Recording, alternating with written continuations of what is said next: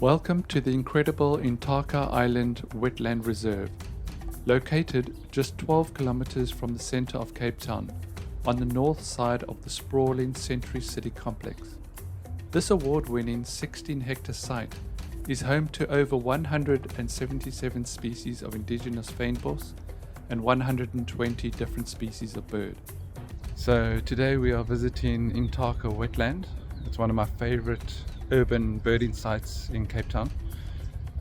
It's a little gem of a place, small but packs a punch. And if you're into photography, this is one of the best places in Cape Town to photograph all the three common Kingfisher species: giant, pied and malachite. So I braved the rush hour traffic to get here just half an hour after opening time. So we're gonna quickly pop in, pay a minimal amount and enjoy what the little wetland has to offer. The name Intaka means bird in the local Xhosa language, and a fantastic example of how nature and an urban environment can coexist in harmony. When the development of the Century City complex began in 1996, the 250-hectare site was largely covered in a number of degraded wetlands invaded by alien vegetation, mainly Port Jackson acacia. A large number of water birds use one of these wetlands and the surrounding flooded vegetation as a breeding site.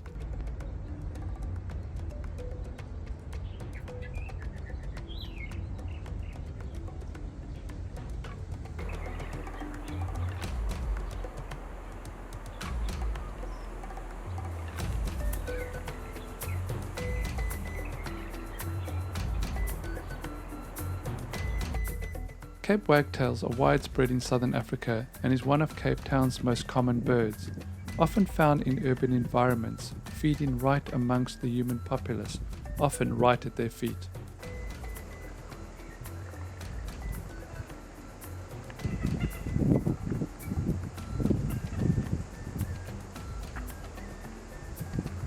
Intaka, which was originally known as Blowfly, has been open since 2001 and received voluntary conservation status from Cape Nature in October 2006, and the construction of the Environmental Education Centre was completed in 2010.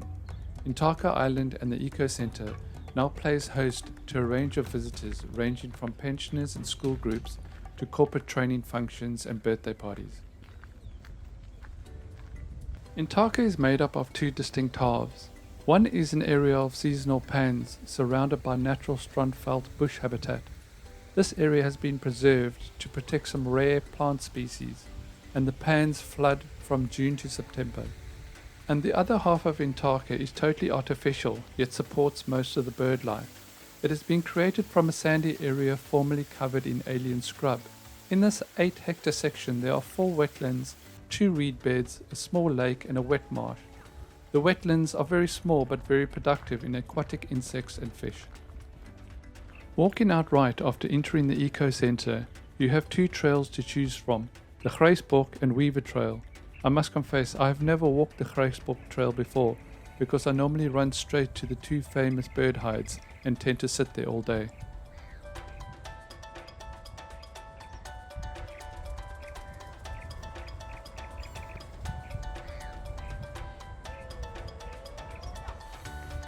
This road leads up to a viewpoint that overlooks what I think is the drier section of the reserve. I say this because whenever I visit in summer it's always been bone dry, as it was again on the day I visited here. If you're lucky you'll stumble across some reptiles at Intaka, like these Cape dwarf chameleons. Increasingly rare, they are restricted to the Cape, Boerland and coastline up to Agulhas. Also found here is the angulate tortoise, normally found in fynbos, karoo and coastal scrub in the southwestern part of South Africa.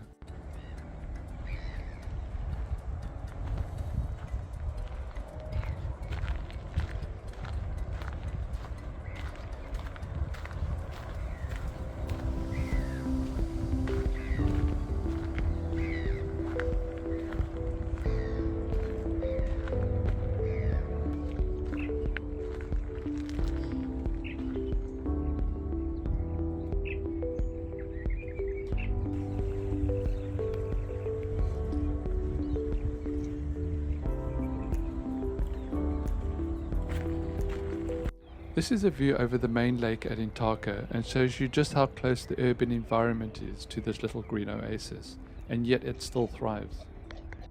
Heron reefs were put in place to create nesting sites for cormorants, darters and various heron species, but kingfishers also make use of the poles to hunt from.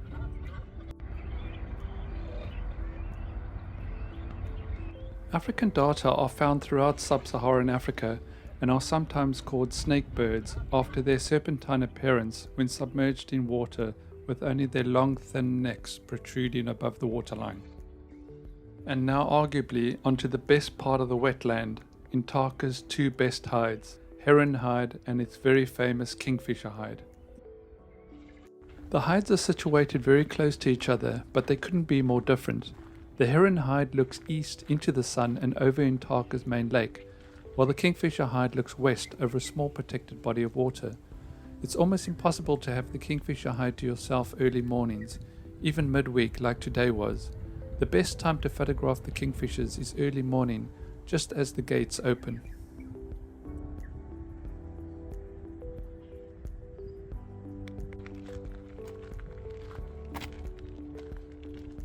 With the Kingfisher hide filled to the brim, I decided to walk past it and visit the Heron hide first to see what I could find.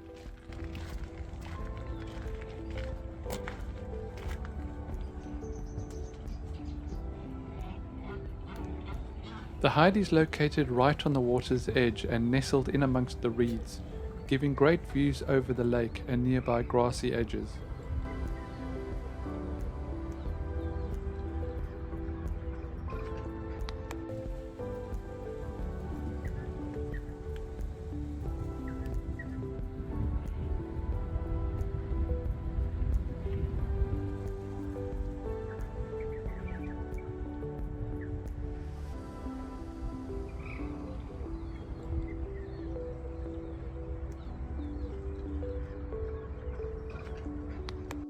After a walk around the reserve taking photos and videos, I returned to the Kingfisher hide and was surprised to find the hide completely empty, which suited me perfectly so that I could now take video of the inside for you.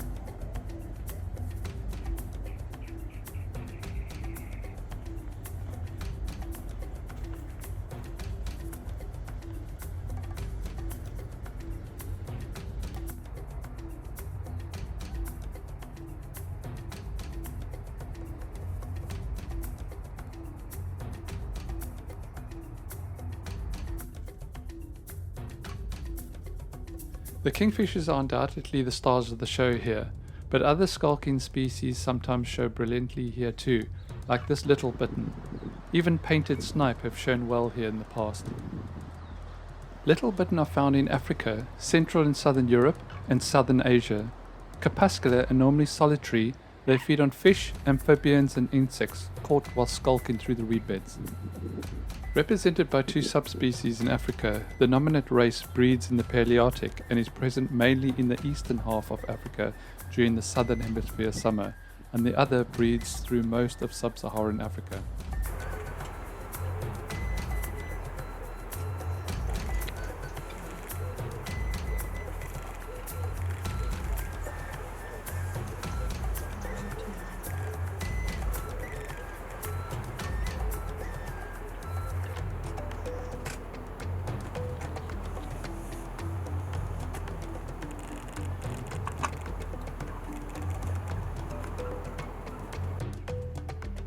It would be rare not to see a little egret at Intaka. They use a variety of hunting methods, but my personal favourite is where they shuffle their feet to disturb their prey item, as this one was doing most of the morning. Other methods involve stalking, running and just plain standing still.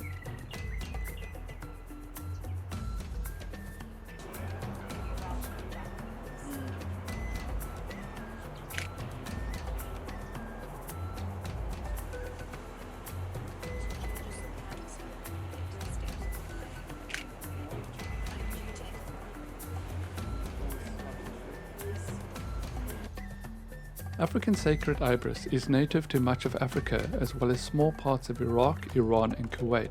It is especially known for its role in the religion of the ancient Egyptians, where famously these birds were often mummified as offerings to the god Thoth. Ironically, these birds are now locally extinct in Egypt.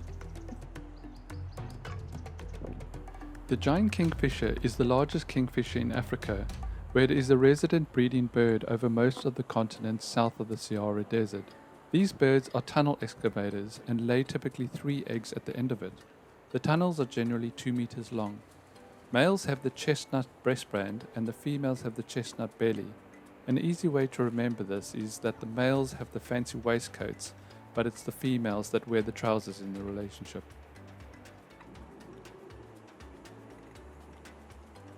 Pied kingfishers have a wide distribution across Africa and Asia.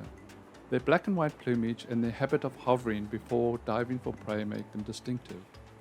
Males have a double breastband while females have a single broken band. They are usually found in pairs or small family groups. When perched, these kingfishers often bob their heads and have the ability to consume their food without landing, allowing them to hunt over wide open water.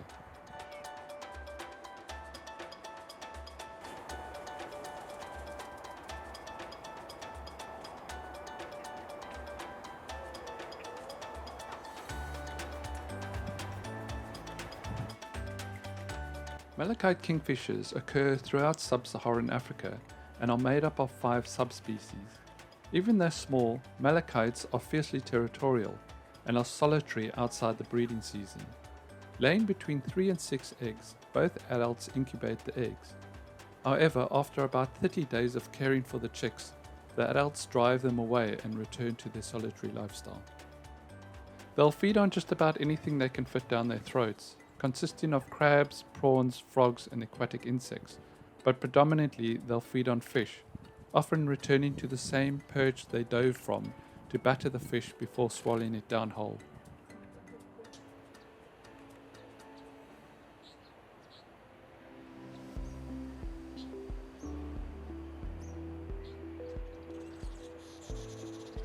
The Kingfisher hide is one of the few places you can visit in Cape Town where you could have one of the 3 species of kingfishers mentioned previously continually on show for literally hours on end, making a day of photography here seem to zip by in the blink of an eye. And in between the kingfishers, there's always something happening to keep you entertained, which is why I keep coming back to this hide.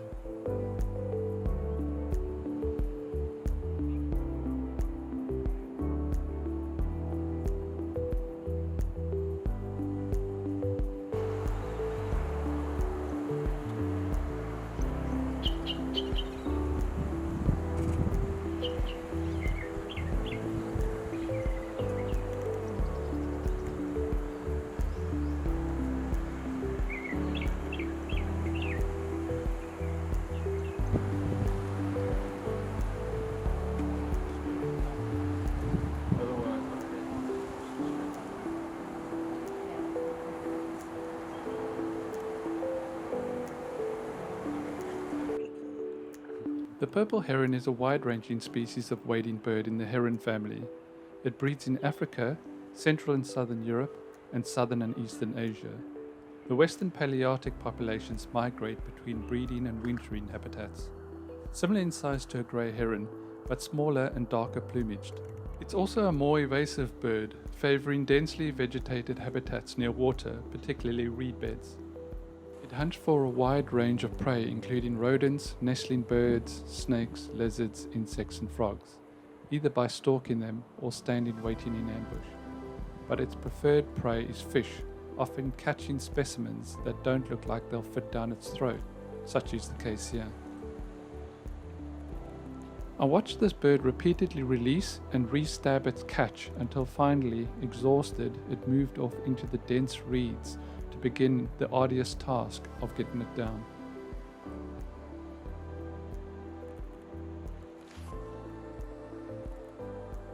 Notice how it's moved its tongue out the left-hand side of its bill, almost in a protective manner.